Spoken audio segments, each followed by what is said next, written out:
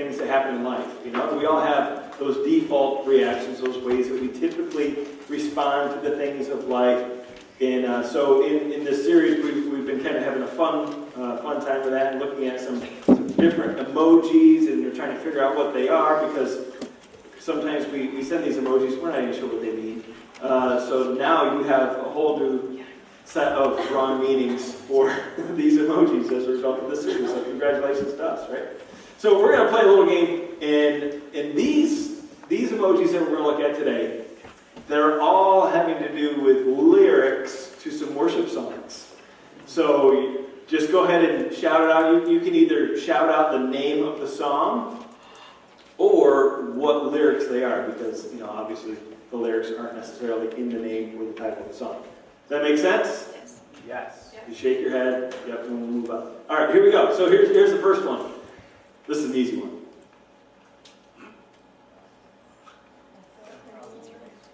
10,000 tongues sing your praise. Close. Oh, yeah. Oh, for 1,000 tongues to sing. Okay, all right. So that was the easy one. So I guess we're going to get progressively harder from here. How about this next one? Yeah, a little bit harder.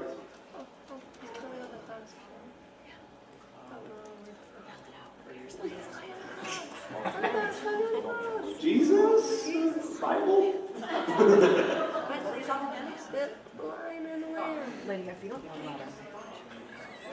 Lydia knows. Lydia knows. Lydia knows? Yeah. The Lion and the Lamb. The Lion and the Lamb. We just sang that song like a few minutes ago, didn't we? Yeah, and you're like, I don't see any lions, I don't see. He's coming on the clouds. Kings and kingdoms will bow down. Oh, now you see it. Now you see it. When somebody explains it to you, it's like, oh, that makes perfect sense. All right, how about this next one? Good Father. Good Good Family. Yes, it is close to Good Family. Good Family is a good Father. We're going to look at the Father and then in the family. Good Father. All right, good job. How about this next one? When the stars they wept. The moon, stars, they wept. The moon and stars they wept. So that is from Forever. Okay. How about this next one? Something up out of that grave. Run away. And I ran out of that grave. Yeah, you can't just say it, I ran out of that grave, because that just sounds wrong, like just having a conversation, I ran out of that grave, but you got to kind of sing it. I ran out of that grave, that's right, yeah. Cool, how about this next one? No mountain. No mountain. High enough. Climb up. The reckless love. No mountain I won't climb up a reckless love. Okay, we'll just skip right to the title of that one. All right. Yeah, coming after me. Yep, coming after me. All right, yeah. Good one. How about this next one? It's a little bit more challenging, maybe. No. Ocean. We're oceans. Yeah, that is the name of the song. Oceans, where feet may fail. All right, yeah. His love surrounds us and all that kind of stuff. All right, you're doing a fine job. Okay, here's the very last one. Oh, the sloppy wet kiss. It is Sloppy Wet Kiss. All right. Depending on which version of the How He Loves Us song you go with, whether it's Unforeseen Kiss or Sloppy Wet Kiss, we're going to go with that one for this one. Thank you, Brody, for that. So I told you, we do these worship songs, and then we'd go right to this and kind of lose everybody. Apologize for that. If I haven't lost you yet, I'll lose you with this next thing. We're going to be talking about some more emojis, some more emotions, and today we're going to be talking about anger. Anybody ever struggle with anger? Just ever? Most of the hands went up. Nice.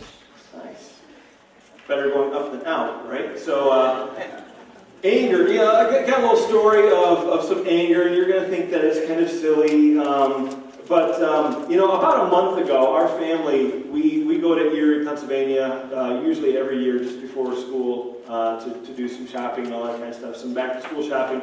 And we kind of do the same exact thing every time. We go to the same restaurants for the most part. We go to the same stores. And we just kind of go through the same thing, kind of got our routine. And it pretty much always starts out at Chick-fil-A, just because that's a great way to start any day. And it usually ends with going to Krispy Kreme. Okay, so that's just kind of, with the bookends of our trip while we're in Erie. And I almost always have an incredible experience at Chick-fil-A. And it seems like lately I have terrible experiences at Krispy Kreme. Now, looking at me, you wouldn't think I've ever had a terrible experience at a donut shop. But trust me, it's happened. And I'm actually thinking about doing a whole sermon around that, Chick-fil-A versus Krispy Kreme, why you should be more like Chick-fil-A and less like Krispy Kreme. I'll work on it, so be praying for me for that series. I'm sure it'll touch a lot of lives. At least mine. But this last time when we went to Krispy Kreme to kind of round out the entire experience, it was a terrible, terrible experience. Terrible experience. And, which is sad, and I really want to, if anybody from Krispy Kreme is watching and they want to, do something to make it up to me, that would be fine. But I hate to say it because I love their donuts. Their donuts are wonderful. How many of you have ever had a hot now, fresh donut, right off the conveyor belt? Oh, they are the best, right? They are pretty awesome. So, I love the Krispy Kreme donuts, but this last time, we went, had a bad experience. We got there a couple hours before they closed because of one of our previous bad experiences. We got there 5 minutes before they closed and they locked the doors. As we were walking into the shop, I'm like, are you kidding me? Seriously? You sold all of your donuts? Anyway, so that was a bad experience. So we're we got to get there early, a couple hours before closing. We walk in, and there's hardly any of the good donuts in their display case. I know. This isn't the last minute, 5 minutes before. This is a couple hours before, and none of our favorites are there. There's none of the cream-filled original glaze, with the angel cream. It says angel is right in the word, so they're pretty awesome. Made with real angels, okay? And so there's no angel cream. There weren't any of the Oreo kind. Well, those are pretty good, right? The Oreo crumbles on the top, and there's more angel cream inside there. Very divine.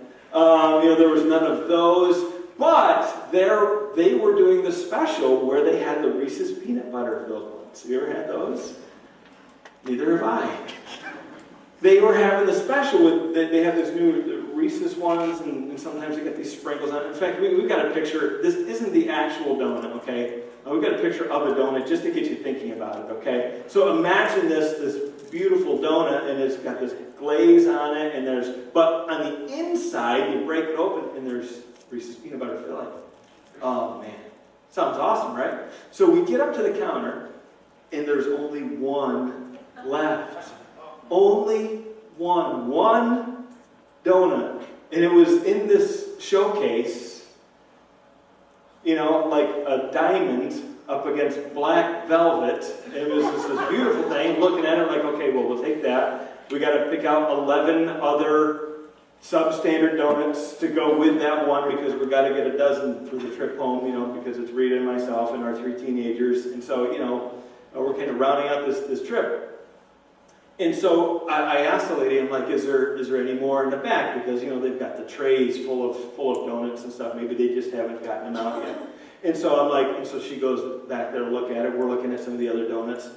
And as she comes back, she's like, there's no more. And then this guy with this headset, kind of like this, comes over with some evil-looking tongs and pulls out that one last donut and says, this is for the drive-thru. Right in front of me. Can you believe the nerve? We have already spoken for this donut. And he says, this is for the drive-thru. It's like taking candy from a baby, except for it's worse because I'm bigger and stronger than a baby. And I cry a lot louder. And so they take this donut, and I'm starting to get a little bit angry to see where this is going. And I'm like, what is going on? I'm like, and I thought I misunderstood. I'm like, so we can't have that donut?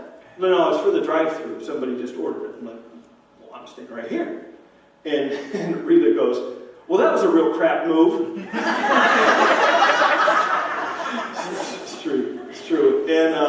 And so we're kind of standing there, frustrated, looking at these other donuts, and I'm like, I can't even think about those right now. And I'm looking at Rita, what do you want to do? I don't know, what do you want to do? And we're having this conversation. Well, I'm not buying donuts here. I'm like, okay, we're not buying donuts here. And so I'm like, we're going to leave. So we just left the donut shop. Before we left, the lady looks at me and says, well, have a nice day. Couldn't resist. I go, no, I don't think I'm going to now.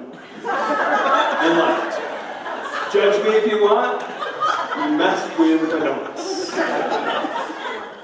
So, angry. Hangry, really. Yeah, me and my 3 starving children and Rita, walking out the door with no donuts in hand. What are we to do? And so we immediately start thinking of terrible things we can do. I'm thinking sermon illustrations. You're going to make it into a sermon, just so you know. That's one of the things I'm thinking. We also thought about going through the drive-thru and then ordering whatever the guy in front of them wants. Take it right out of his bag, take it out of his box, and I want that particular one, just to see if it works.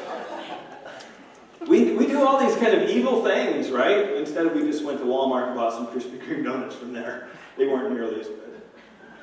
But you ever get angry? You ever get angry over dumb things? Anybody? Few of you? Few of us? Yeah. Sometimes we get angry and we have these emotions that just kind of get mixed up and it's what's up with that? We have all of this anger. I mean, we wanted to be filled with donuts, and yet we were filled with anger. You can tweet that if you like. That's what we wanted. And then our expectations don't get met, and then something happens, and next thing you know, we're mad about something. And oftentimes, it's something that's pretty inconsequential in the long run. We struggle with anger. Go ahead and turn to Colossians chapter 3. A little transition there. Colossians chapter 3, page 955, if you're using one of our Bibles. If you don't have a Bible, feel free to take that one home with you. We'd love for you to have it. We give stuff away, unlike Krispy Kreme, who, they kind of gave my donut away. And then we had another discussion, like whose donut would it have been had we only gotten that one donut? Like that's even a discussion anyway. Colossians chapter 3, and we're going to talk about anger. And unfortunately, it's a pretty common emotion that many of us, struggle with. And in fact, I heard this podcast this week, and it talked about, they were talking about emotions, which wasn't why I was watching or listening to the podcast, but they talked about it, and I was like, oh, that's interesting. And they talked about guys especially. We don't have a lot of mood swings. We pretty much have 2 emotions, happy and angry. Those are kind of it, and, it's certainly not completely true, but there's some truth to that. And the reality is, with all of the interactions that we have with people, all of the situations that we face, the drivers that we encounter in front of us, sometimes it's hard to not get angry. And yet anger is this emotion that needs to be replaced. And this is why, Scripture is so powerful for us, because it shows us how do we deal with these powerful emotions like anger. So Colossians chapter 3, I'm going to try to move through this pretty quickly. I kind of got stuck in that donut story for the second time in this series. Colossians chapter 3, verse 1 says this: Since then you have been raised with Christ. Set your hearts on things above, where Christ is seated at the right hand of God. And set your mind on things above, not on earthly things, for you died, and your life is now hidden with Christ in God. And when Christ, who is your life, appears, then you also will appear with him in glory. Put to death, therefore, whatever belongs to your earthly nature: sexual immorality, impurity, lust, evil desires, and greed, which is idolatry. Because of these, the wrath of God is coming.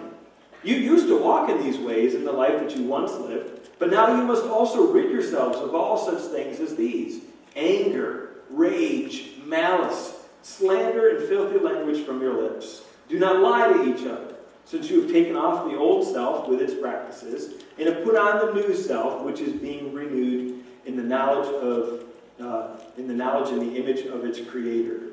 Here there is no Gentile or Jew, circumcised or uncircumcised, barbarian, Scythian, slave or free, but Christ is all and is in all.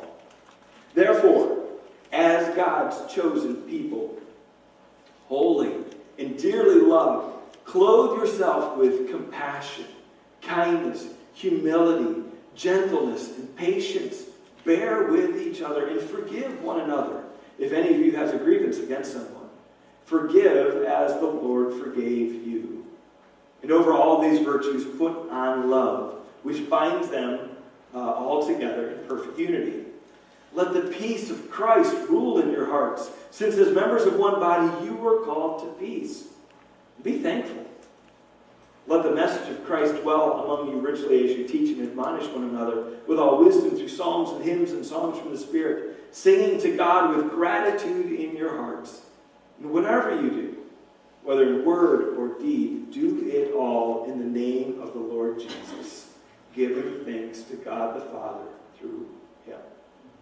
There's a ton of stuff in there. We've talked about many things from this text in our series, and we're going to focus a little bit on verse 8 today. But before we do that, you kind of, just to kind of look at that context again. In verse 5, he says this: put to death, therefore, whatever belongs to your earthly nature. Remember, our earthly nature, we've said it several times over the past several weeks, that our earthly nature, that is our default nature, our default responses and reactions to the things of life, how we typically handle things, including, but not limited to, our emotions.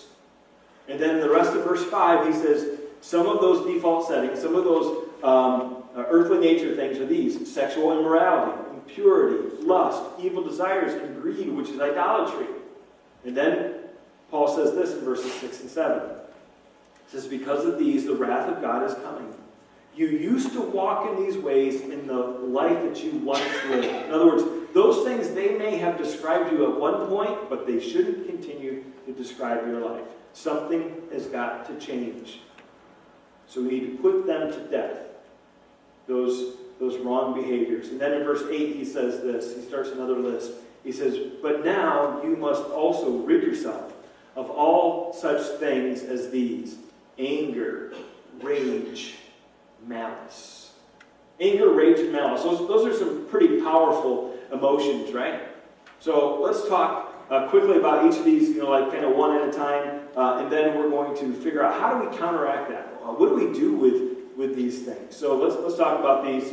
First one is anger. Anger. In your notes, I have this written down. Anger. It's an internal attitude.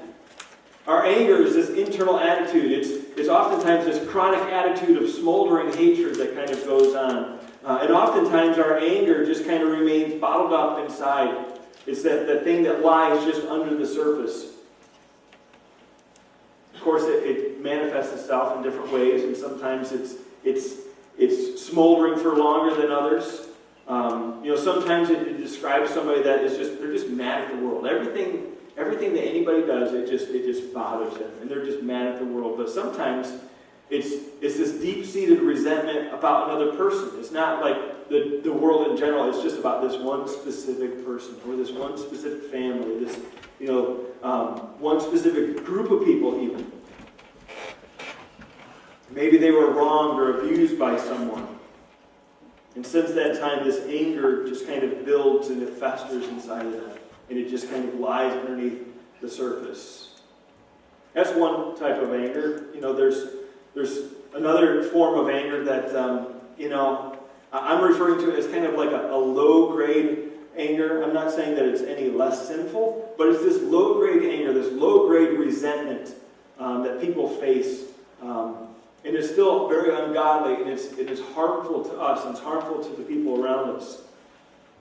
When you have this low-grade anger in situations that arise, there's just this annoyance and this inconvenience that kind of comes up inside of us, and it creates this downward spiral of wrong responses and overreactions.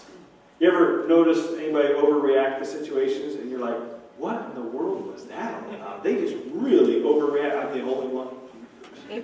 Yeah, bunch of underreactors here. No. Yeah, sometimes we see somebody, and once again, it's easier to see somebody else overreact to a situation than it is for us to see it in ourselves. Like for instance, if you were in a donut shop and they didn't have your favorite donuts, and the guy walks out and leaves, that's an overreaction, right? Just being honest. Sometimes you see that, sometimes you've experienced that. It's this overreaction. You know, I heard in a podcast this week that said something like this. It's when you give a $1 response to a 50-cent situation. That's a good way of looking at it. You give a $1 response to a 50-cent situation. You know, I mean, the situation, maybe you need to talk about it, but you overpaid. And you can't get that money back. You have overspent. And in some ways, you've gone into emotional debt because you overreacted to a situation. And you didn't really need to take it that far. And it cost you more than it was worth. And when that happens, or when that becomes a pattern, we see that there's something that's going on inside of each of us, below the surface. We need to identify that. You see a pattern of this happening? In fact, in that same podcast, they talked about, our emotions are messengers. Our emotions are messengers. And they're trying to tell us something. If we just are feeling lonely, or we're feeling angry, or we lash out at people, those emotions that we kind of experience sometimes, that's a message to us saying, hey, there's something wrong. You need to deal with something that's going on the inside, not just handle it with this other person or this situation, but there may be something going on because your emotions are messengers telling you what's kind of going on the inside. See, anger is an internal attitude. Now, real quickly, look at rage. Rage is this external behavior. Rage is the external behavior. If anger is what lies below the surface, then rage is what bursts out of that anger. That is the reaction to it. And oftentimes those who struggle with rage are often people that have a quick temper. They may have a short fuse, they may even have a long fuse, but either way, that internal anger is going to come out at some point in a fit of rage. So anger is this internal attitude, and rage is this external behavior. So what is malice? Malice is an underlying root. It's an underlying root. It's what lies below both anger and rage as their root. Sometimes we think of malice as just this deliberate attempt to harm another person. And certainly sometimes that is true. Malice can be this deliberate attempt to harm another person. And in those cases, it's pretty obvious, that there is something that's going on behind the scenes that's evil or that's sinister. We use that word, malice and sinister. It's like, and I use those words because we think that's somebody else. Right? That's not something I ever struggle with. That's somebody else. They make TV shows about those people. That's not me. However, I think that sometimes malice is more subtle than it is sinister. See, malice is really an attitude of ill will towards another person. It's an attitude of ill will towards another person. Let me ask, have you ever wanted somebody else to fail at something? Just be honest. Or when they did fail, you were happy about it? 3 honest people in the crowd. Yeah, maybe that just happens to me. You're mad when people you don't like when they succeed. You're like, they don't deserve that. Why? I was really hoping that they would fail at that. Why in the world did they? How is it that God seems to be blessing them, and yet me, I'm doing the right thing. I did the right thing, and it just doesn't seem to be working out in my favor, and you just want to see them fail. And somehow, that brings us great joy to see somebody else fail. See, if we have malice towards others, we're sad when they're successful, and we're happy when they're in trouble. Romans 12:15 says this. Rejoice with those who rejoice, and mourn with those who mourn. Malice is the opposite of this. Malice is those who rejoice with those who mourn, and we mourn at those who rejoice. So when something good happens to them, we're upset. And when something bad happens to them, we're happy. And unfortunately, if we do an honest gut check, there's probably a little bit of malice in each of us, where we have ill will towards another person. So that's kind of like a little snapshot of anger, rage, and malice. And because these words all have some similarities, I just, for the sake of our time together today, I want to kind of lump them together with the word angry or angry. You know, that's certainly one of those emojis, one of those emotions that we kind of face on a pretty regular basis, unfortunately. And you know, the Bible does talk a lot about anger. In fact, I looked up 264 verses, so we're going to spend the next couple weeks straight just going through all 264 verses just to make you angry. See how that works out for you. Now, actually, I'm just going to share just a couple verses, and then we'll kind of get on to some of the solution side of how do we overcome this anger problem. James 1:19 says this, my dear brothers and sisters, everyone should be, or my dear brothers and sisters, take note of this. In other words, lean in, pay attention. This is something that will be helpful for you. Take note of this. Everyone should be quick to listen, slow to speak, and slow to become angry. Why? He says, because human anger does not produce the righteousness that God desires. I think there's something key in that. Human anger does not produce the righteousness that God desires. See, human anger sometimes produces something in us that we desire, because we desire revenge. We desire to get even. I don't get mad, I get even, So it produces something in us, but it doesn't produce the righteousness that God desires for us.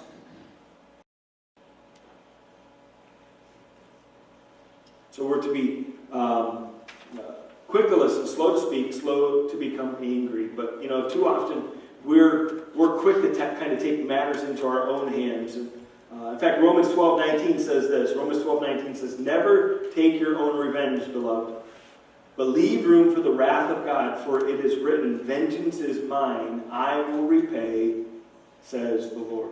See, we like to misquote that, vengeance is mine, I will repay, says me, says Dave, says you. But this is something for God to take care of, not for us.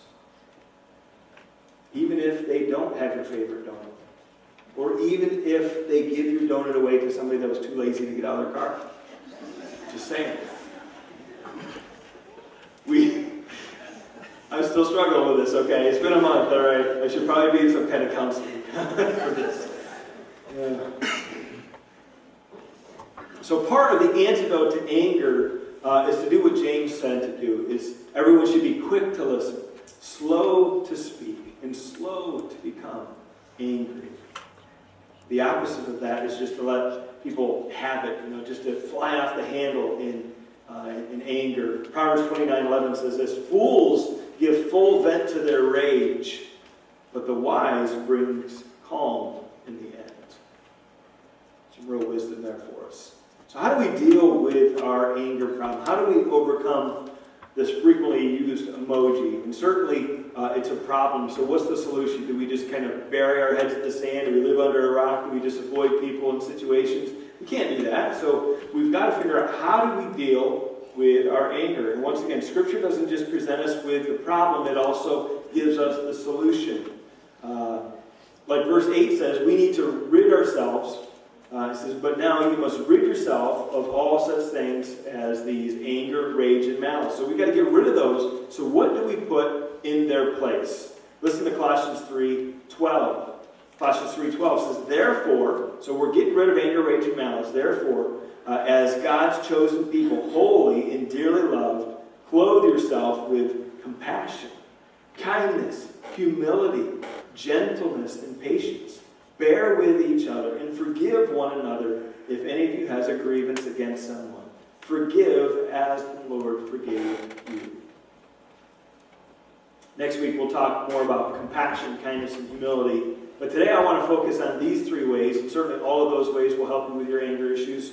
But today I want to focus on these three words: gentleness, patience, and forgiveness. Gentleness, patience, and forgiveness. In fact, you think about all of these things, gentleness, patience, and forgiveness. What is it? They all lead us to being peaceful. They all lead to peace. And we're talking about, how do we go from being angry to being peaceful? And all of these things, gentleness, patience, and forgiveness, lead towards peace. Let's first of all talk about gentleness. Gentleness. Most of you know that Rita and I were kind of in our second wave of parenting. And so we've got some very young children in the house, and one of them is 18 months old. So we frequently are using the word gentle. Gentle. We try to even say it in a gentle manner, especially when there's an 18-month-old and a dog involved, dog fur or a toy or my beard. Gentle. Be gentle. Don't pull so hard. Gentle. Gentleness is one of these things that we all need to work on, not just toddlers, but all of us. We need to work on being more gentle. Gentleness is a key component to overcoming anger. What does it say in Proverbs 15:1? Proverbs 15:1 says, "A gentle answer turns away wrath, but a harsh word stirs up anger." A gentle answer turns away wrath, but a harsh word stirs up anger. You and I, we've been in situations like this. We've seen situations like this where people are going at it, and somebody's mad, and they're going to let somebody else have it, but then the other person, they respond with gentleness, and all of a sudden it diffuses that potential violent situation. Or perhaps you've been in a situation where things just kind of escalate, sometimes they escalate quickly, because there's more harsh word, and then another harsh word, then another harsh word, and it just gets loud and obnoxious, and you're like, what in the world is going on? And if you're a bystander, you're like, those people are out of control. When you're the person in that situation, you're like, this is completely normal. They had it coming, And so we kind of think differently when we see other people dealing with that. But when there's somebody that's gentle in that situation, it oftentimes diffuses that whole argument, that whole battle that's going on, because a gentle answer turns away wrath, but a harsh word stirs up anger. That's a good lesson for us. The second way to overcome our anger is with patience. Patience is self-restraint in the face of opposition. Anyone here ever struggle with patience? Anybody? A few of you? Yeah? Probably most of us. Patience. Anybody ever decide which checkout line to get in at Walmart based on the number of people? Then, like, I've got stuff to do, and you're looking at the lines, and you're like, well, this lane over here, and that one over here, and when you're deciding, like, I think I'm going to go that one, all of a sudden that one gets shorter, like, I made the wrong decision, and you're just kind of going back and forth. That happens. Anybody ever try to decide which lane to get in based on who's the cashier? A few of you, it's like, oh, this one's a small one. I am not getting in that one. Yeah, absolutely. We have a patience problem. In fact, I think it would be good to have some kind of mathematical equation to figure these things out, because we wrestle with these things. It's the stuff of life, right? So mathematical equation, if we can get some people on this, that would be great. So lane 11 has 2 people, 7 items each. How long is that going to take? Lane 12 has 3 people, but there's only 2 items each. But lane 13 has 1 person and 15 items, but historically a slow cashier. Which lane is fastest? That's the real math that we need to know in our public schools, right? We'll just have it delivered to the curb. Forget all that kind of stuff. But think about it. I'm kind of having fun with that, but the reality is we kind of struggle with patience. Because think about it. At the end of the day, no matter which lane you choose, it's going to be about the difference of a minute. That minute that we save, we're going to waste somewhere else, probably watching a stupid cat video on YouTube, doing something else. We're going to waste that minute somewhere. But, I want the fastest lane. I want the closest spot. Right? Or you're going next to the car next to you, like, oh, they got in front of me, and it's all, kind of jockeying for position, which way, if I'm in this one, there's 4 cars up there, and the light's going to turn, but that one's going left. So you're kind of doing that thing, and it's a difference of 30 seconds in your commute. We struggle with patience. I struggle with patience. Kind of get the feeling that when Paul wrote this, he wasn't just talking about the lines at Walmart. He had some other things in mind. In fact, in Colossians 3:13, the first part, he says this: bear with each other. Bear with each other. Wouldn't our world be such a much better world if we all just bear with each other? Just world peace. Just world peace if we could have that. Bear with each other. Put up with each other. He's talking about patience there. Have patience with other people. Quit getting so bent out of shape about stuff. Seriously, knock it off. Did you see Paul just say, knock it off? Just get along. I think he said that to some ladies in Philippians, by the way. Just knock it off. Get your stuff together. In Proverbs 15:18, he says this, not Paul, Solomon said this, Proverbs 15:18, he says, a hot-tempered person stirs up conflict, but one who is patient calms a quarrel. Do you want to deal with your anger? Work on patience. Work on yourself, rather than just trying to fix everybody else's problems. Work on yourself. So you can't control that other person and the quarrel that they want to have, but you know what? You can control your own patience. So we need to work on this. Proverbs 14:29 says this, whoever is patient has great understanding, but one who is quick-tempered displays folly. Think about this. Whoever is patient has great understanding. Somebody that has great understanding, think about this. Somebody who has great understanding, they're thinking properly. They're able to process things properly. They're not ruled or controlled by their emotions. Instead, they're using logic and understanding that comes into play in the situation. They're not ruled by all of these other things. That's why we say phrases like, hey, don't lose your head in that situation. You need to get your head in the game. You need to be thinking properly here. Are you out of your mind? You know, we use that phrase. Well, I wasn't thinking clearly. Something clouded my judgment. Proverbs says, whoever is patient has great understanding. When you can process these things, but the one who is quick-tempered, they display folly. They have regret for their decisions. Proverbs 19:11 says this, a person's wisdom yields patience, and it is to one's glory to overlook an offense. Let that sink in for a little bit. A person's wisdom yields patience, and it is to one's glory to overlook an offense. You know, there's a biblical word that we use for overlooking an offense. It's the word mercy. Mercy. Has God shown you mercy? And we should show others mercy. You know, we have a phrase that we use in our church. It says this, when in doubt, err on the side of grace. When there is no doubt, err on the side of mercy. When in doubt, when you're not sure, what do they mean by that? Why did they say that? I wonder why they're doing this. And you're trying to kind of rush to your own conclusions. You know, we're going to err on the side of grace. We're going to think the best, not the worst. When in doubt, err on the side of grace. But let's face it, sometimes there's no doubt. I mean, you can kind of see the malice coming out, right? We can see that rage. We can see somebody else in the way that they are handling things. But when in doubt, err on the side of mercy. That sounds an awful lot like what Proverbs says. A person's wisdom yields patience. It is to one's glory to overlook an offense. I'm not saying that we need to never confront things. You know, I'm just going to not deal with things. I'm just going to overlook it. And I'm not going to have a conversation. I'm not going to do something difficult. But our default reaction shouldn't be to go after somebody. Our default reaction ought to be grace and mercy. Because that's what we've received. And if we're a follower of Jesus, we should follow Jesus. Be a lot more like Jesus.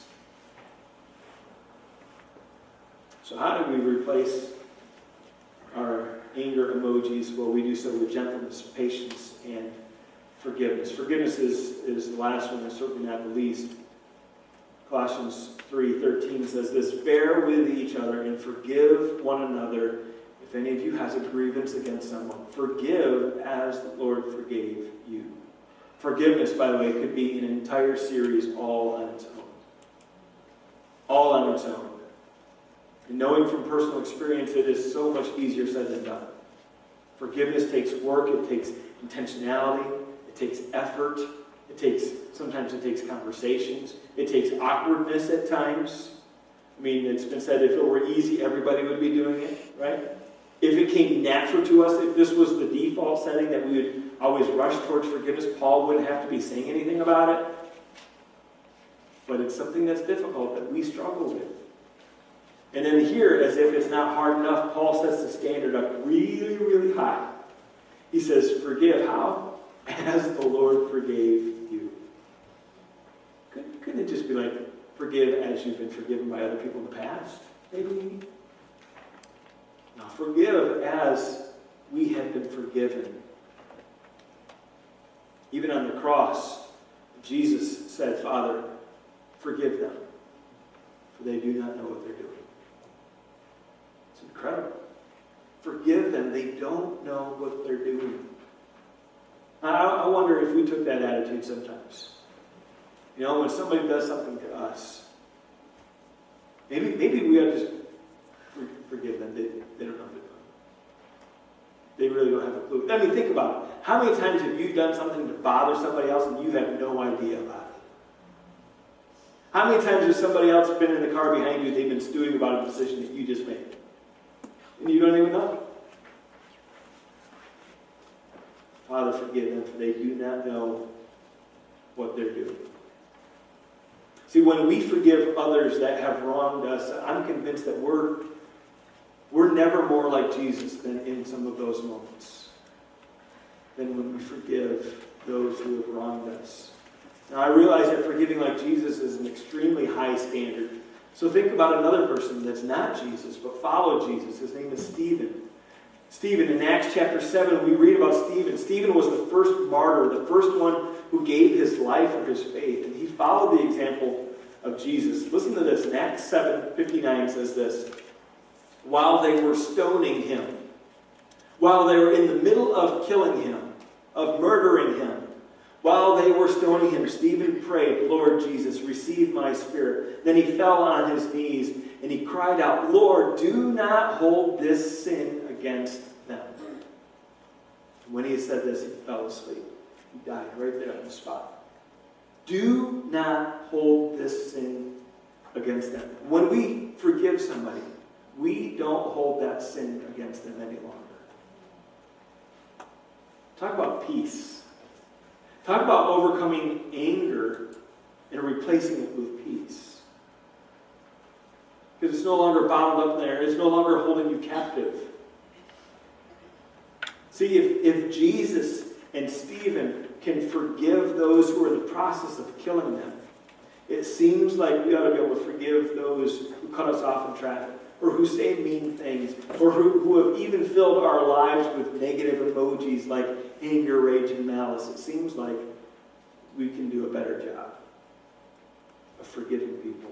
You want to overcome your anger, you've got to replace it with forgiveness.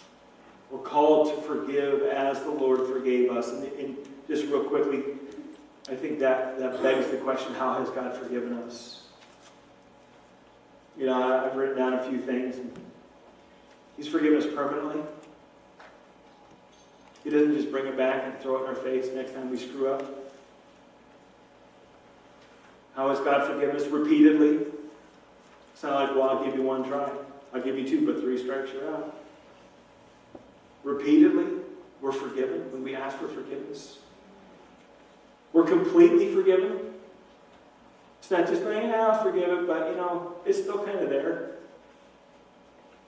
You've had relationships like that where you're like, they said they forgave me, but I really didn't feel it. There was still tension there, and I don't know what was going on there. What about graciously? Does God forgive you graciously? Or is it reluctant? If we're going to forgive like God has forgiven us, we need to forgive graciously, not like, okay, I forgive you. We got a lot to work on. So how do we replace this anger, rage, and malice? I think we do with gentleness, patience, forgiveness. Those need to become the new default reactions for us. Because let's face it, we're going to face lots of situations where we're tempted to kind of take it the other way. That's why Paul tells us in Colossians 3, therefore, verse 12, therefore, as God's chosen people, holy and dearly loved, so God loves us, right? He has the best in mind for us.